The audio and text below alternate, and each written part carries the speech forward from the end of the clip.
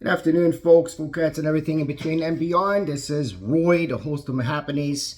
As far as I am concerned, the only host in the history of the internet who fully and wholeheartedly admits he has no idea what he's talking about, but he tries. And I can tell you that some of the people I talk to, they do know what they are talking about. So, of course, last week was indeed a week in which some things happened, right? Not just one thing, but we had first the Jimmy Butler's leak, which is denied by Jimmy Butler's agent, accusing Shams of doing fake journalism, and Shams standing at 10,000%. I don't even know how many zeros he put there behind his report. And there's obviously some movement, but obviously also not as much movement as a lot of the fans originally thought, including myself, in the first 5 minutes of the report. And then I watched 5 Reasons Sports because Raf told me to.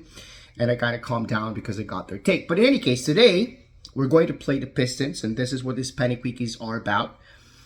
Hit at Pistons on the road again. Can we keep winning? We got our 4-game homestand. We protected it. We got 4 straight wins, and now we're going to play against a team that is below 500. It's a struggling team, perhaps not as struggling as they were last time, but it's also a somewhat depleted team. Well, not really. I mean, more Tobias Harris for tonight, as far as the report came up that I made it about 5 hours ago. So Josh Christopher with the G League is out. Pille Larson ankle is out. Nikola Jovic, I don't know. I don't see the reason. It's not listed here, but he's also out. He did a pretty good job last game. Josh Richardson, as we know, is out, and I think that Josh Richardson is on the chopping block. For the Pistons, Tobias Harris is going to be out. Dennis Jenkins, of course, Bobby Klickman, Alondis Williams, and Cole Swider for the G League. They're not as depleted. It's just Tobias Harris, but at the same time, Tobias Harris does have great impact there, and the Pistons need absolutely everything that they have. It's a little bit like us, but a little bit differently, right? So we're going to play away. Last season we swept them, but this season we've already won one and lost one in the silly, as Ethan Sconey calls it. I agree. The silly in-season tournament, the NBA Cup. In terms of the Penny-ful Hopes, right? We have only lost as favorites, I think, 4 out of 10 times. So, if I'm not mistaken, we're 6-4 as favorites this year. Still, not a great record. You don't want to be at 60% as favorites. You want to be at 90% as favorites, if not 100. But there is something we already did, and that was beating the Pistons. The noise now is what will happen with the Heat in terms of the roster constructions for the remainder of the season. So there's a lot of talk going on. But I think that when we look at the players and we look at the confidence and how they've been playing together, that noise is not distracting. It's actually something probably intentional. Many wanted and still want Jimmy Butler traded so as to get value off of him. Although Jimmy Butler not signing with us again frees up cap space, which in itself is value, and lets us sign free agents. So it's not that we're going to lose on Jimmy Butler, but perhaps we could get something off of him. Which team is going to want Jimmy Butler right now for a longer term contract? But also, what would have to be a multi-team involved in order for us to be able to get what we want. If it's just rebuild, if we just know that this is not the way that the Heat goes in, we saw something interesting, which is basically one thing, right? Thomas Bryant being moved out as opposed to attaching a draft pick to him, using a swap that is going to get the Heat the best of the second round between Pacers and Miami in 2031. So this is what we got for Bryant.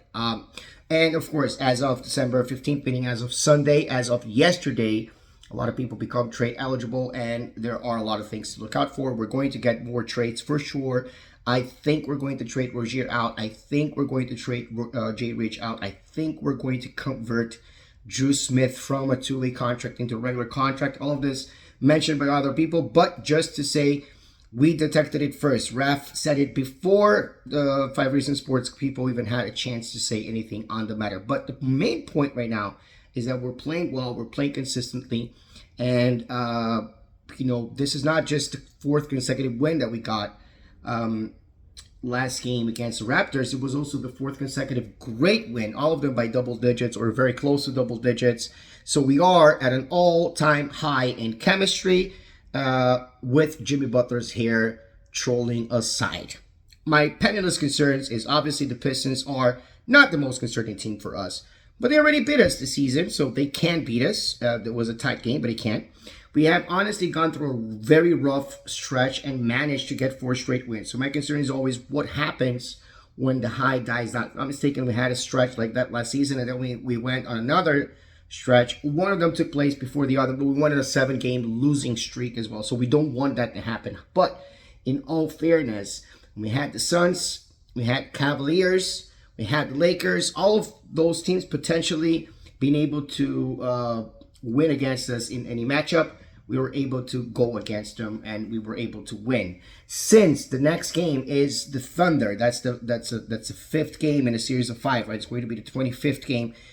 The Thunder to me is the best team in the NBA playing right now, above the Celtics and the Cavaliers. Now the Cavaliers got off to a great start, and that's why they are number 1 in the league, and of course they have a great team. The Celtics are trying to repeat, and they have all the tools to do so.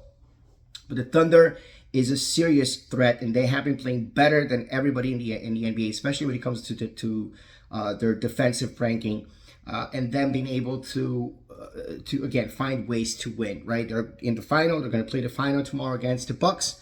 For this, again, very, very silly in-season tournament. They're just going to add a game to them. They're going to rest a couple of days. That's why we have a game only on Friday as opposed to a little bit closer. But in any case, the penny line favors the Heat with a minus 180. So you make less money when you bet on the Heat. You make a little bit more money when you bet on the Pistons with the plus 150, a plus minus 4.5 spread. And my betting prediction is this is a game to win. We have to win. There is no going around that fact. We don't have to win for the future. We have to win so as to build those 14-10, right, to get to 4 above 500, to shield us a little bit from bad times, and obviously to try not to get to any kind of 7-game losing streak like we did last season. But also, losing is not the end of the world yet, because we had a good stretch right now. Stay safe, stay dry, stay as happy as possible in this very complicated world of ours. Let's go Heat.